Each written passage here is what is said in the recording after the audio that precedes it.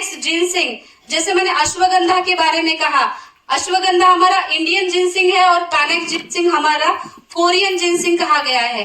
तो पैनेक्स जिनसिंग अश्वगंधा के जैसा काम करता है, लेकिन उसमें और भी कंटेंट्स है। हमने उसमें विटामिन B12 ऐड किया है। विटामिन B12 अगर कम होता है तो आपको एनीमिया मतलब खून की कमी ऐसे लक्षण दिखाई देते हैं। नसों में झिंझिनाहट होना या फिर चिड़चिड़पन होना, चेहरा पीला दिखना, ये सारी चीजें विटामिन B12 की कमी से दिखती है। तो विटामिन B12 की कमी जनरली बहुत सारे लोगों को दिखाई देती है, तो उनको इंजेक्शंस लेने पड़ते हैं या फिर डेली डोज उनको कुछ देना पड़ता है। तो ये नेचुरल विटामिन B12 है जो एब्सॉर्प्शन के लिए अच्छा है और ब्रेन और नर्वस सिस्टम के लिए विटामिन B12 बहुत इंपॉर्टेंट है। डायबिटीज के जो पेशेंट्स है उनका विटामिन B12 कम ही रहता है, तो उनको जनरली ये शुरू करना है। मेनली ये नसों पे भी काम करेगा और विटामिन B12 का सप्लीमेंट भी बहुत अच्छे से देगा। स्किन के लिए एक रीजेनरेशन काम करता है। अगर आपको एंटी एजिंग इफेक्ट चाहिए या फिर आपकी चेहरे पे कुछ पिगमेंटेशन आ रहा है तो उसमें भी आप पैनेक्स जिनसिंग यूज कर सकते हैं। तो नेक्स्ट हमारा सी बकथॉर्न है। सी बकथॉर्न पता है क्या है? क्या है? हाँ, हिमालयन बेरीज है जो हिमालय में पाई जाती है और हमारे जो सैनिक है वहां के, वो इसको डेली कंज्यूम करते हैं उनकी एनर्जी और स्टैमिना बढ़ाने के लिए। और स्पेशल है इसमें कि एक रिच सोर्स ऑफ ओमेगा 3, 6, 7 और 9 है जो किसी भी प्लांट बेस्ड सोर्स में आपको नहीं मिलता। ये जो ओमेगा फैटी एसिड्स है ये सिर्फ फिश ऑयल से मिलते हैं, लेकिन आज तक जो अभी फिश मिल रहे हैं ना तो उसमें भी बहुत ज्यादा कमी पाई गई है ये ओमेगा फैटी एसिड्स की। मेनली ओमेगा फैटी एसिड जब हार्ट पेशेंट्स होते हैं तो डॉक्टर आपको ओमेगा फैटी एसिड 3 की कैप्सूल प्रिस्क्राइब करते हैं कि आप हार्ट अटैक या स्ट्रोक से रोकने के लिए, लेकिन हमारे पास ये चारों और ये ओमेगा फैटी एसिड 7 ये बहुत रेयर है, वो आपको सी बकथॉर्न से मिलेगा। एनर्जी बूस्टर है कैंसर के पेशेंट में। और सी बकथॉर्न में एक ऐसी पावर है जो हमारे म्यूकस मेम्ब्रेन जो होती है, म्यूकस मेम्ब्रेन मतलब क्या, जो हमारे मुंह के अंदर है, पूरे इंटेस्टाइनल ट्रैक्ट के अंदर है, मतलब हमारा जो स्टमक बना हुआ है, हमारे जो लार्ज इंटेस्टाइन बने हुए हैं, उसको रीजनरेशन की पावर रखता है। तो जो भी अल्सर्स के पेशेंट है या फिर जिनको मुंह में छाले हो गए हैं, अगर इसको आप 2-2 डोज देते हो ना, इसका रिजल्ट आपको 2 से 3 दिन में मिलता है। तो एक म्यूकस रीजनरेशन का काम करता है सी बकथॉर्न। और सी बकथॉर्न आंखों के लिए बहुत अच्छा है क्योंकि एक रेटाइना में हमें ओमेगा फैटी एसिड की बहुत जरूरत रहती है, तो ये आंखों के लिए भी अच्छा है। जिनको आंखों की कोई शिकायत है जैसे बर्निंग आईज है या फिर आंखों में से हेल्दी बोन्स है जो बहुत ही ज्यादा पॉपुलर है आजकल, हेल्दी बोन्स, क्योंकि हेल्दी बोन्स हमारे आयुर्वेद में जो अस्थि मज्जा पाचक योग कहा गया, मतलब सप्त धातु में जो अस्थि धातु और मज्जा धातु जिसको पोषण मिलता है वो योग का ये बना है। तो हेल्दी बोन्स में क्या क्या है, कौन बताएगा मुझे? हेल्दी बोन्स में 4 कंटेंट्स है, क्या क्या है? हाँ, आंवला और कैल्शियम। यस। तो इसके जो कैल्शियम है, आप बहुत लोगों को ऐसा पता है कि कैल्शियम ले रहे तो हमें गैप करना चाहिए, राइट? तो इसमें जो कैल्शियम है ये आयुर्वेद का मुक्ति भस्म ऐसा कैल्शियम है जो सुधा वर्ग से लाया है, मतलब इसका एब्सॉर्प्शन बहुत अच्छे से होता है। और अगर आप ये कैल्शियम सप्लीमेंट ले रहे हो तो उसको गैप करने की जरूरत नहीं है, आप कंटिन्यू दे सकते हो। बच्चों की जो ग्रोथ पीरियड होता है, ग्रोइंग एज में पुबर्टी पीरियड कहते हैं, तो उसमें आप हेल्दी बोन शुरू करते हो तो उनकी ओवरऑल ग्रोथ में बहुत अच्छा काम करता है। आंवला की तो रीजनरेशन के लिए है, रसायन है। गिलोय जैसे मैंने कहा पूरे बॉडी में जो इन्फ्लामेशन है उसको कम करेगा, गठिया, अर्थराइटिस ऐसे डिसीजेस में ये काम करेगा। उसके साथ हड़जोड़ को एक अस्थि के स्वरूप में पाया जाता है। हड़जोड़ की फोटो देखी है आपने कभी? तो ये अस्थि के ऊपर अस्थि रखी है, ऐसा दिखाई देता है ना? यस। तो साउथ में ये हड़जोड़ का सूप लोग लेते हैं, अगर फ्रैक्चर है किसी को, डेली डाइट में हड़जोड़ इस्तेमाल करते हैं। तो इसलिए ये पूरी तरीके से सेफ है प्रेगनेंसी में, ब्रेस्ट फीडिंग में, बच्चों में सब में आप ये दे सकते हो। कैल्शियम के सप्लीमेंटेशन तो मेनली पोस्ट डिलीवरी देते हैं, प्रेगनेंसी में भी देते हैं, तब इनको आप दे सकते हो कैल्शियम सप्लीमेंटेशन।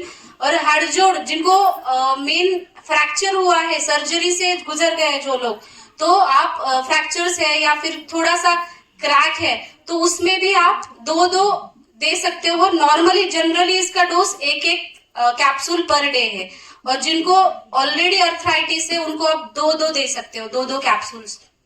तो ये मेन, अगर आपके अस्थि धातु अच्छा है तभी आपका आगे के धातु अच्छे रहेंगे। जैसे कि मज्जा धातु मतलब जो हमारा बोन मैरो है, जहाँ पे हमारे सेल्स बनते हैं सारे, और अस्थि का काम है हमारे पूरे वाइटल ऑर्गन्स का संरक्षण, प्रोटेक्शन करना। तो अस्थि धातु अच्छा रहना बहुत इंपॉर्टेंट है।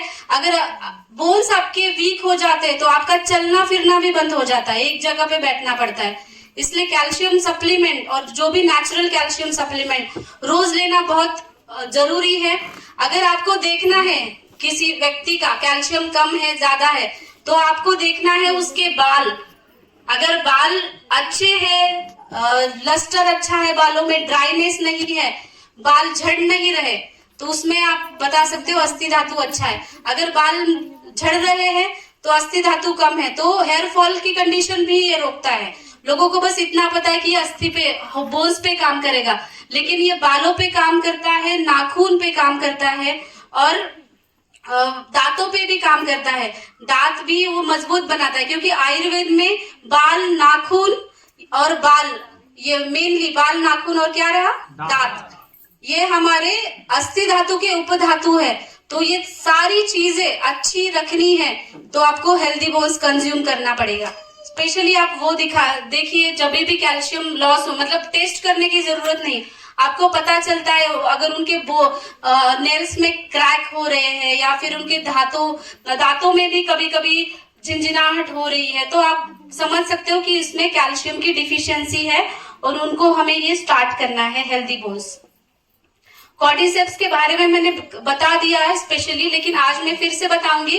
कॉर्डिसेप्स मेन लंग्स के ऊपर बहुत अच्छा काम करता है। जो लंग्स की ऑक्सीजन कैरिंग कैपेसिटी है वो बढ़ाता है कॉर्डिसेप्स। तो कॉर्डिसेप्स वाइटल ऑर्गन्स पे, किडनी के ऊपर काम करता है।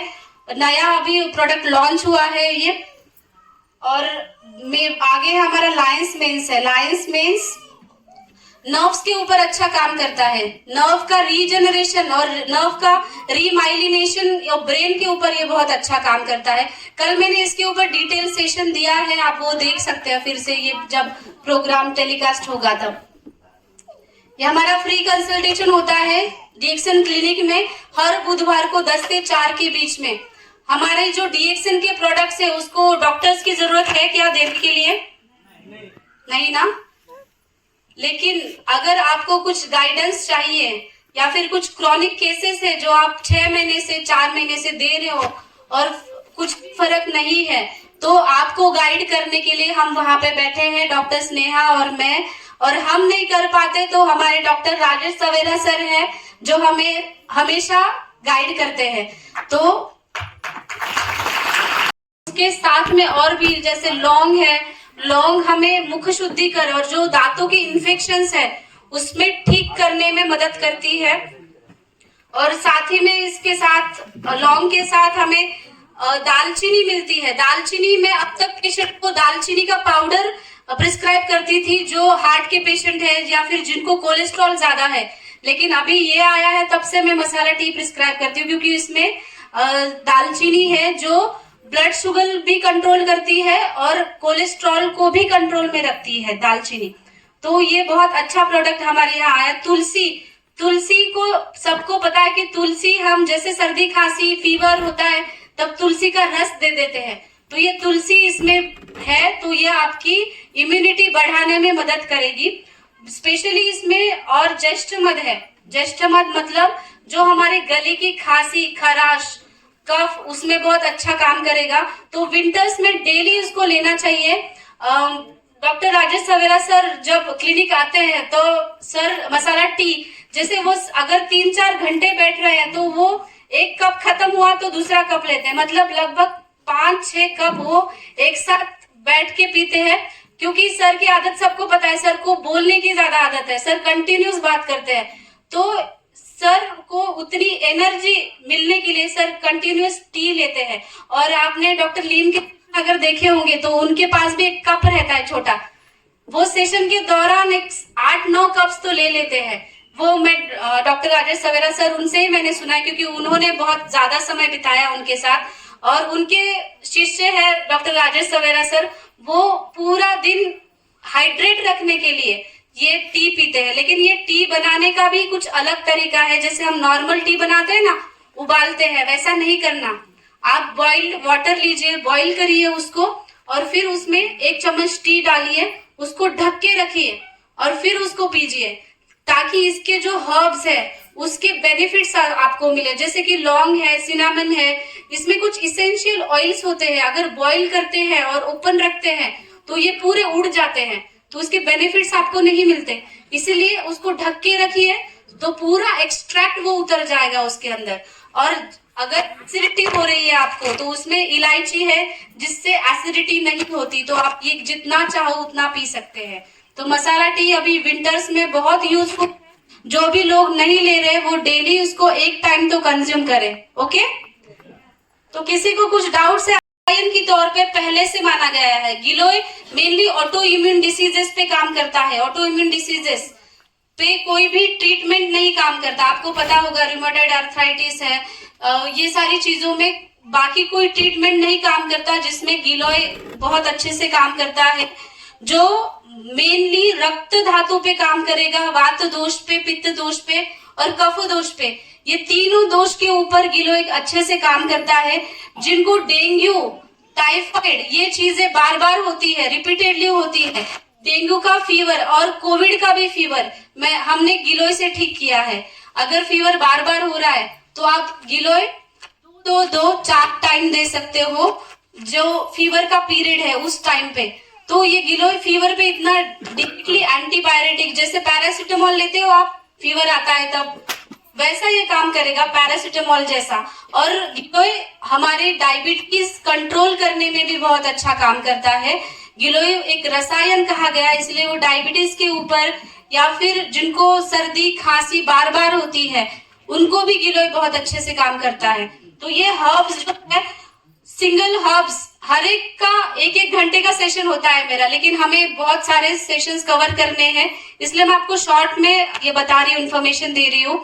गठिया रोग जो होता है, गठिया रोग जिसमें यूरिक एसिड बढ़ता है, तो यूरिक एसिड के क्रिस्टल्स हमारे जॉइंट्स में जाके बैठ जाते हैं। जैसे छोटे छोटे जॉइंट्स होते हैं, ये हाथों के जॉइंट्स, यूरिक एसिड क्रिस्टल बनते हैं और ये दर्द देने लगता है, वहां पे रेडनेस दिखाई देता है, या फिर आपकी मूवमेंट कम होने लगती है।